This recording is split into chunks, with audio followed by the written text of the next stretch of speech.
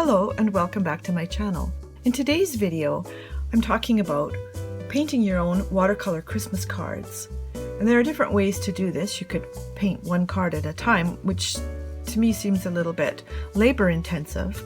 Or you could paint some motifs, do a series, scan them into your computer, and print them out yourself. So to start with, I thought I would show you some of the smaller motifs that I've used, that I've created. Most of these I have outlined first in a pen like this, which is very fine. 003 is archival ink and is waterproof, so you can paint right over the lines and they won't wash out. So here's just a few designs that are really suitable for Christmas designs on whatever you choose to do. Some really pretty ornaments, holly, a cute teddy bear. Oops. This little soldier. My cute snowman, some others. And by the way, this is a book that I created myself. I just got watercolor paper, cut it into the size I wanted, took it to a printer, and had it bound like this. That way it keeps all these pieces together. Here's a few more.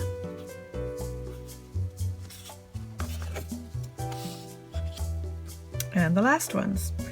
And I wanted to show you also what you can do with designs, because this one was licensed by a giftware company and produced things like this: a trivet, coaster, coffee mug, and a few other items.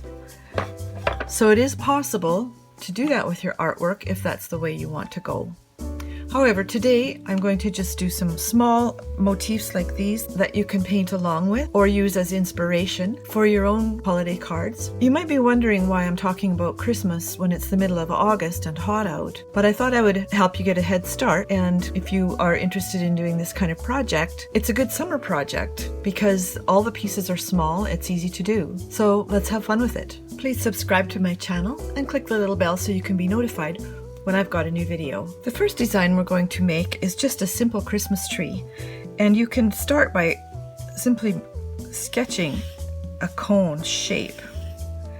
Very lightly. You can use either just a pencil like this, which is a 2H, meaning it's quite a light pencil with a hard lead, or you can use watercolor pencils or colored pencils, whatever works for you. And what we're going to do is first choose some colors and just dot in our little decorations. You can use whatever colors you like. I'm just choosing red and keeping them very simple, little blobs. I'm actually going to go outside of my cone a little bit so that I can have some boughs. One thing I like about watercolor is that you can make it as simple or as elaborate as you want it to be. In this case, I'm keeping it really simple. You don't need any talent or skill in order to paint like this.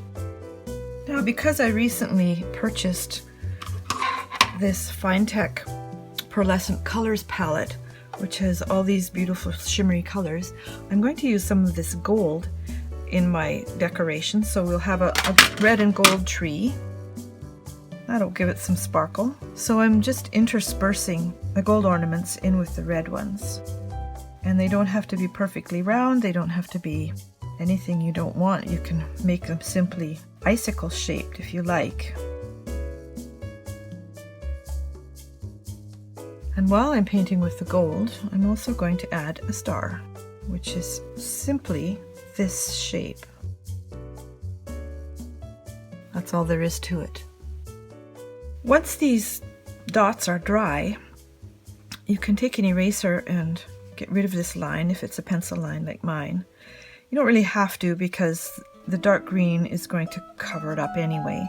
Now all you need to do is add the green, and what I've done is mixed up a puddle of Hooker's green here so I can pick it up easily, but it's just pure color, it's not mixed with anything else. And so what I want to do is just start adding some greenery, and you can do this as thickly as you want to, whatever you think looks good. I'm going to keep mine fairly sparse, and as you probably know, a Christmas tree can be stylized in so many thousands of ways that there really is no wrong way to do this. I'm just using little flicking strokes. My brush doesn't have too much water in it, but as soon as it starts to get a little dry, I pick up some more paint that I've already mixed up.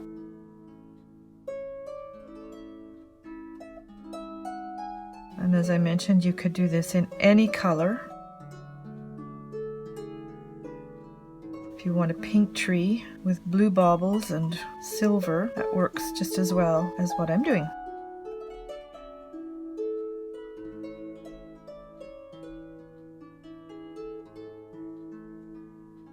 And I'm not even going to put a stem on it. So there's my finished Christmas tree, and you can see how easy that was. For my next holiday motif, I'm going to just do some holly berries. So start by just drawing some circles. 3 is a nice number. And with holly, as you know, I'm going to draw the center first so I know where each leaf is going.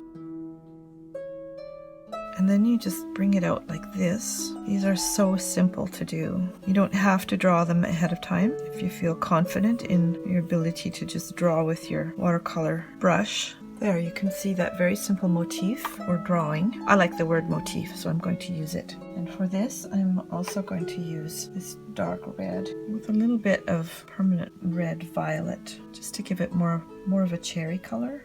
And what I want to do with the berries is make them appear to have a shine. So they're all going to get a little smile.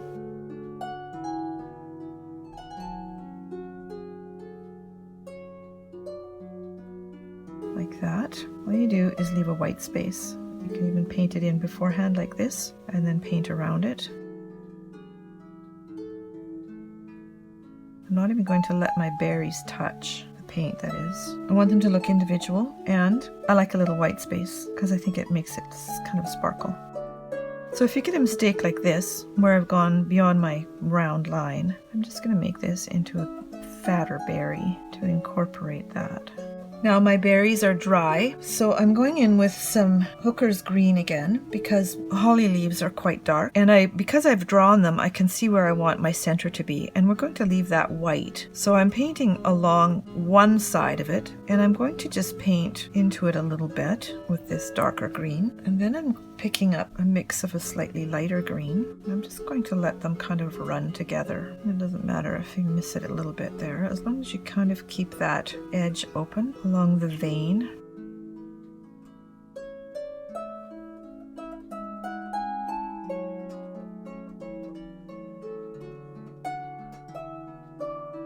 And then bring the two lines together as we move towards the tip.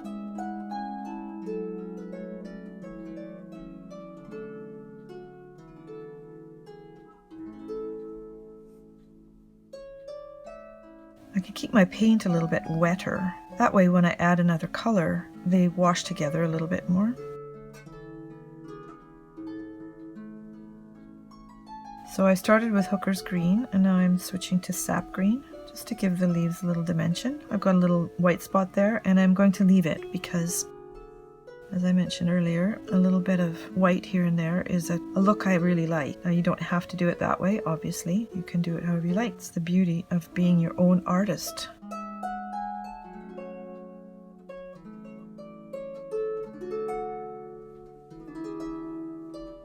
There, I've left a couple of little white spots in that one. This will probably backwash a little because it's kind of moist there on the end. And the way you can prevent that is to take all the paint out of your brush, get it nice and dry. Well, not completely dry, but just damp, and then you can soak it up. It'll pull that up. This one I'm going to start from this end, again with Hooker's green. Just because it's more comfortable for my hand. I could turn my paper around, which I frequently do, but I don't really need to, so I'm going to go in with the lighter green here, and then pick up some sap green. Now, once I look at that, I think I prefer to have a little bit of the darker color in here. So I'm just going to add that. Gives it a bit of dimension. It'll bleed a little bit into the other colors, and I'm okay with that. So there are just a couple of easy motifs that you can paint in minutes, literally in minutes, for you to design your own Christmas cards or wrapping paper or whatever you want. If you wanted to put a background on this, you could put it down either beforehand or afterwards, just put it in around, and there you have it. I hope you enjoyed this video. I hope you'll try these. They're really fun. Have a look at these other videos of mine, and I'll see you next time.